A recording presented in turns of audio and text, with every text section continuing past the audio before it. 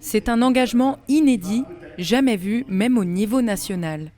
Baptisée Caravelle, la convention cadre signée cet après-midi au lycée Charles de Gaulle de Chaumont doit permettre à tous les jeunes Haut-Marnais d'accéder aux lieux d'art et de culture de la région Grand Est. En réalité, tout le travail qui est fait au niveau des élus et de l'État, c'est bien en direction des jeunes pour les ouvrir encore davantage à la culture et surtout dans un département rural où se posent les sujets de mobilité. C'est un enjeu essentiel. On a souhaité, notamment avec le recteur et avec la directrice régionale des affaires culturelles pour ce qui concerne l'État, mettre l'accent sur la ruralité.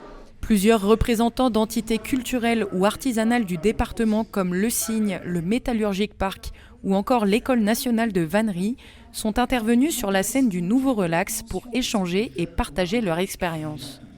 Au cœur de cette ruralité haut-marnaise, la mobilité et l'accessibilité sont les enjeux majeurs auxquels cette convention doit répondre.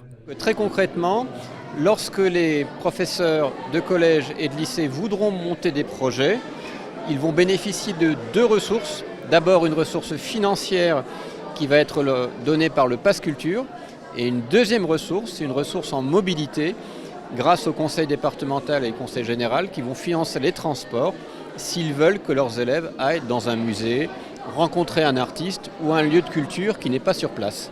Aujourd'hui, la Haute-Marne compte près de 5400 bénéficiaires du Pass Culture. Ce sont autant de jeunes que tous les partenaires de cette convention espèrent toucher pour, à terme, prétendre au label 100% EAC.